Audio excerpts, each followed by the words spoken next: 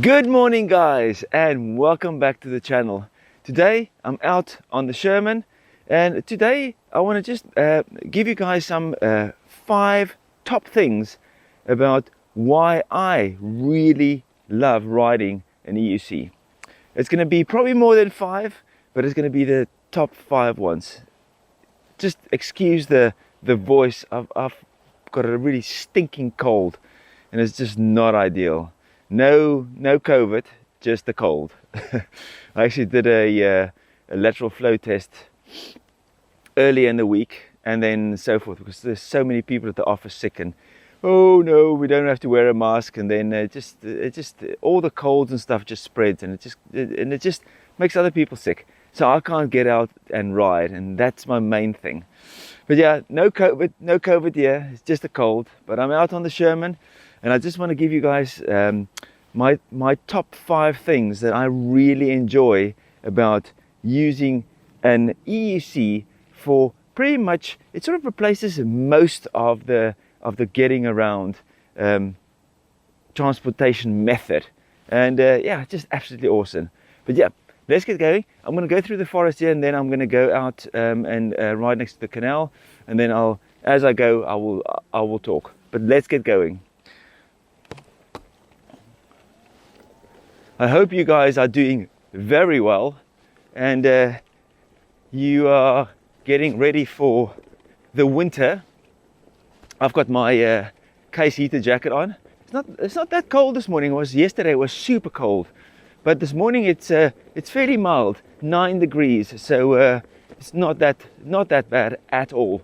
But yeah, I've got the jacket on. I'm back in my well-priced Decathlon snow boots, so that keeps my feet dry and warm. And yeah, I've got my hillbillies on. But yeah, it's actually not that cold at all.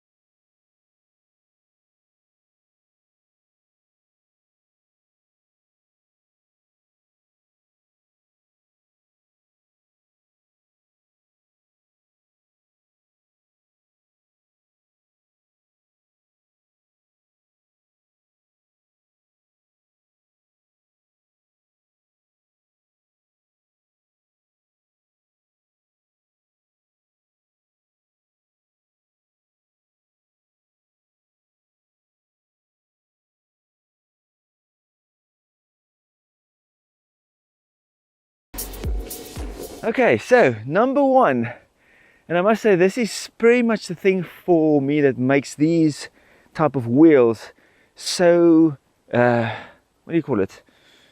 Sort of the availability or the ability for such a lot of people to just use them.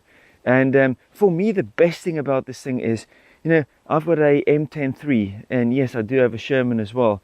The big wheel for big range, and the smaller wheel for just getting around town.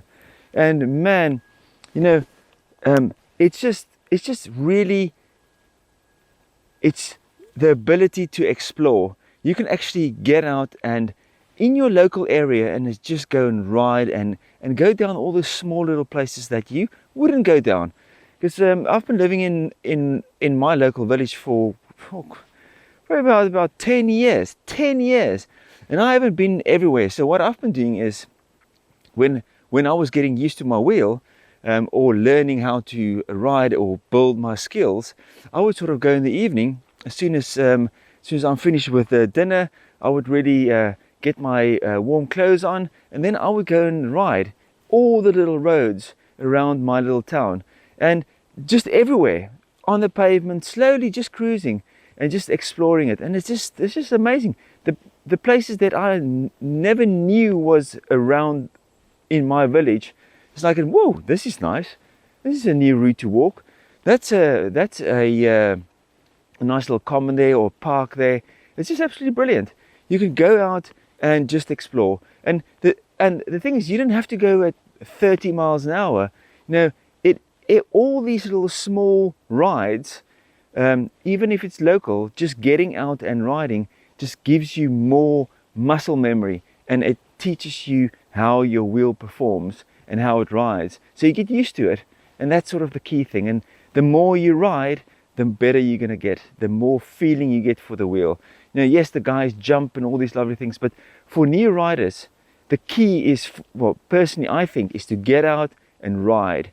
If you can do it every day for 10, 15, 20 minutes, it's all these things help so much. So for me, number one is exploring the best.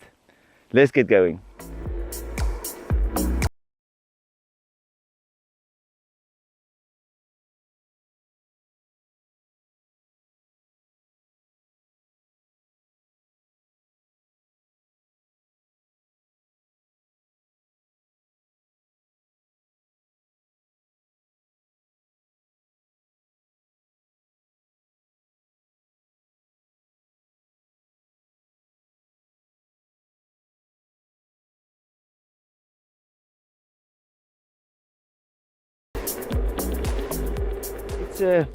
It's for me number two. It's just the compact size of it. It is compact. It's small.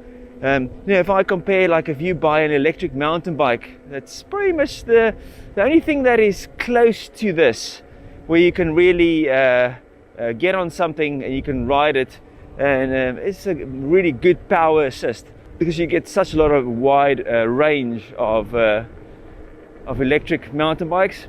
But the thing is humongous. And yes, an electric mountain bike can weigh anything from 24 to about almost 30 kilograms if you go for the heavy downhill bikes. That's a lot of weight. That's a lot of weight. So it's pretty much the same equivalent to a S18. And the S18, I don't need a bike rack or anything. And that's extra cost for me. So if I look at a S18, say a S18 costs what? What is the S18 now? I think it's about £1,800, £1,900. Let's call it £2,000. An entry-level electric mountain bike that's governed to about 15.5 miles per hour. That's stock standard, the basic components, is about £1,500. If you can get hold of them, you know, they're pretty much as rare as the electric unicycles, because I couldn't get hold of a low-end good electric mountain bike. So that's £1,500. Then you need to go and buy a electric, an e-mountain bike. What do you call it? Electric mountain bike rack. Morning. And that bike rack, because it needs to be able to carry more weight, because the standard ones, the ones on your roof or on your tow bar, can't carry higher than, I think, 20 kilos. Interesting, I found this out. So I need to go and spend the minimum of around £600 for for a bike rack that can carry a electric mountain bike. That's another £600. And then you probably need to sort out your number plate, because you need to buy another number plate, because the bike rack obscure your number plate, so that's law in the UK as far as I understand. So you need to have another number plate. You need to go and organize that, and then you must hope your car's got a tow bar. If it doesn't have a tow bar, then you need to go and or go and get one fitted, or you need to think about getting a car with a tow bar. And all these things add up. Where I can take my unicycle, these things can fit in anywhere behind your seat if you've got a really small car, like a smart car, or you can put it in the boot. These things are fairly easy to travel with. It's just a really easy device to travel with, and this is what makes it so attractive, I think, to a lot of people that want to start riding electric unicycles. It's like yes, there is a learning curve, and everyone knows this. And I think don't always look at the guys that has been riding for many years, and they go like, this is so easy, and this is this. It's for a lot of people not very easy, and for a lot of people it is easy. But everyone learns on a different pace. The only thing that I can say is, if you do get one, just do it, man. Just take it slow and learn. Slow steps, and it's just gonna click, and then you go like, geez, you know, that's 4 or 5 days or week or 2 weeks of small bits of effort that frustrated me so much. It came together, and now I can just ride it. And then don't think about riding backwards. Just go forwards. Just enjoy the thing. The more you ride, the more you're gonna get accustomed to the wheel, and the more you're gonna really sort of get to know it, and then just enjoy it. And then, you know, when you get better and you get comfortable, then do all the tricks and stuff, and just make sure you wear a bit of wrist guards and stuff. You know, I don't want to preach about safety gear. Everyone is different, but you know, I don't really want to hurt my wrists or hurt my knees or hurt my head when I have to go to work on Monday. So you know, it's just for me personally, I just wear protective gear personally. But yeah, that's number 2. It's a long number 2, but yeah, let's carry on. Okay, so for me, number 3 is just the sheer amount of distance you can cover with these things. Now, if I look at a Sherman, the Sherman is got a solid, you know, I did some range test. I get about a solid 95 miles. And listen, I can get 100 miles easily on this wheel. I'm a 75 kilogram rider. If there was more flat area to ride, I would have easily got over 100 miles on this wheel. 100 miles on an electric unicycle, one wheel that can carry, I think they say up to about 220 pound rider. Is it? I think it's 130 kilograms. I think it's about 120 to 130 kilograms. This thing can carry, and then it can do 100 miles. You know, yes, you know, it depends on your speed and the terrain and the wind and the rider weight and all these things. You know, yes, you know. But even if you think about it, if you knock like 30 miles off, that's like an, you know, it's still a 70, 80 mile range wheel that can carry 120 kilograms. It's phenomenal, man. You know, I had a Zero DSR motorbike, electric motorbike. I paid a fortune for this thing. It's now gone because it was just costing me too much money. But it's, you know, it's the state of the art, top bit of equipment. This thing, you know, I could, and this is not on the motorway, you know, this is just B roads and back roads, just normal riding, and I'm a very conservative rider. This thing would do 70 miles, boom. And this thing had a 14.4 kilowatt hour pack, and as I said, this is not cruising on the motorway. If you go on the motorway, that range drops a lot. Now, yes, you are pushing a human with, there was no fairing on this bike. You say you're pushing this bike, this heavy bike, and a rider through the wind at like 50, 60 miles an hour. It just saps the battery. This thing does exactly the same. Yes, the profile is super small because it's just this little suitcase between your legs, and then yourself that you have to push through the air. And this thing does 95 miles for me personally. Absolutely brilliant. The distance that you can cover is just really phenomenal. I'm going to turn around here. It's a nice little tree cover. Yeah, so and you can use it as a seat. Look at it. Oh, I'm so tired of riding. Just sit down, relax, enjoy the beautiful countryside. But yeah, you know, just the sheer speed of this thing that you can cover long distances on. It's just absolutely brilliant. There's physically nothing else. You know, you get all these electric bikes that you can soup up and install more batteries to it and this and that and the other. You know, this thing just yeah, it's pretty easy to make sense of why you should ride one of these things. And then this is number 4. Number 4 for me is is really the comfort, and it sort of ties into the speed and also the exploring of this thing. You know, I did that 95 miles was it was back to the office, and from home to the office and back. So it's a 20-mile round trip. So I did it in 5 days, and then that was all good. So but yeah, the comfort. You know, I can do easily, I've done so far this morning, 10 miles, and I am just relaxed.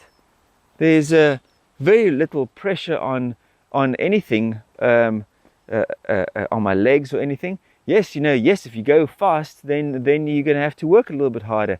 But if you cruise at like 15 to 20 miles an hour and you've got smooth trails, you can go for a very long time, man, a very long time. And that's also like the comfort zone of these wheels. It's yes, the top end is always great fun, but this low end, 15 to 20 miles an hour, it's a comfortable speed. If anything really goes wrong, you can jump off and run it out if you are awake. But it's just a comfort, you know. As soon as you get used to this, just leaning to keep the wheel going, and not really just sort of hammering it, leaning forward and putting a lot of pressure on your calves and stuff. And this is where the side pads and stuff comes into play as well. You know, these things just allows you to use your shins to actually put pressure, leverage on the wheel, so it's not on your calves. And yeah, it just makes it so much more comfortable. But yeah, explore, speed and comfort, man. You can't go wrong with these things. Absolutely brilliant, absolutely brilliant. Okay guys, so for me, the last and the final one, I'm just gonna grab a seat here quickly. So nice the Sherman is so nice to be able to just sit on it, really. So the last one for me is to be able to have your hands free. You know, it's a lot of people say like, no, it feels unsafe. Yes, because you need to get used to it. I've been riding this now for quite a good few years, and yes, in the beginning it's very weird to not hold on to something, because you know, you sort of grow up with riding bicycles, push bike, and this you always have something to hold on to. Segways, you have a hand T-bar to hold on to. Anything really, it's quite bizarre. You know, we are so used to holding onto something to support us, but as soon as you get used to just getting on a wheel and not have to worry about having to hold on to something. Yes, it's ideal for recording yourself like I'm doing now, because I don't need to hold on to something. You know, I tried to make a video on my mountain bike at Swinley Forest with a GoPro and everything, and man, it is quite tough. You need quite a lot of extra mounts and stuff when you can't use your hands to position or frame video. It's very interesting. As soon as you have to do it, you find out that it's actually quite tough. You know, yes, you get handlebar mounts, but then you have to crop the video in so much to compensate for the stabilization. And then you need, if you want to change different angles, I can't just like I can do now. I can go from this view, I can go to that view. Boom! Look at that. Sherman, the seat machine. Now I can go from that mode to that mode without any problems. With a GoPro, you have it mounted on the handlebar, and then you need to have a chest mount that mounts to your chest. So you need to move that and reframe it, and hopefully everything is in shot. You can't really see it. And controlling your GoPro with a phone, it's not really ideal. We've got gloves on or whatever. It's just a pain. So for me, the last one is the ability to not have your hands having to hold on to something. It's absolutely brilliant. Absolutely brilliant. It's really a game changer. And as soon as you get your mind over the thing that you have to hold on to something, and you get your balance sorted out, it's absolutely brilliant. You go back on the cycling, and it's like you want to point to something and you have to take your hand off the thing. You know, I can look behind me, I can look to the sides of me, I can it's not ideal, but I can stop and quickly have a look at my phone and then carry on. You know, it's just it's just brilliant. It's just one of the key things that makes it so nice to be able to ride one of these things.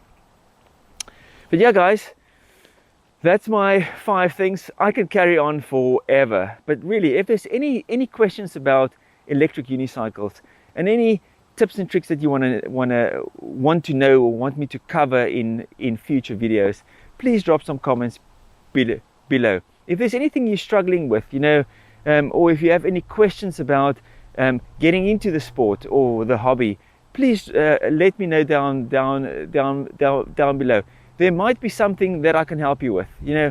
And then if you make a comment, if I can't answer it, there's loads of people that follows the channel, and they are very helpful with leaving comments and helping people out, because that's what we want to do. We want to share the information out so more and more people can actually ride, get these things, use it for transport. You know, it is for me really the key thing. You know, I rented a electric scooter in Germany when we were there earlier in the year, and man, again, you have to hold on to something. Yes, it's for more people, more comfortable, but they need to make these things available to everyone. Not everyone wants to hold on to something. And also the riding experience was not that great because the wheels are quite small, you know, so it's very bumpy over cobblestones and stuff. The bigger wheels, the 20-inch wheel or 18-inch wheel, just glides over rough terrain, where smaller 10-inch wheels don't. It's just normal. So yeah, guys, if there's any comments or questions or whatever, please drop them in the comments below, and I'll try and answer them. If you do like videos like this, please give it a big old thumbs up, and also share it out to your friends. And if you haven't subscribed, can I please ask you to subscribe? I think there's only like 7 or 9% of the people that watch the videos actually click the subscribe button, and it doesn't cost you anything. You just click it, so I can grow the channel and more people can see it, and we can get more people involved in the sport, because that's the main aim. More people buying more of these things, getting more options, and the dealers are starting, or the manufacturers are going to start making more wheels for everyone. Okay guys, I hope you enjoyed the video, and I'll see you on the next one. Keep safe and keep on riding. Cheers, bye.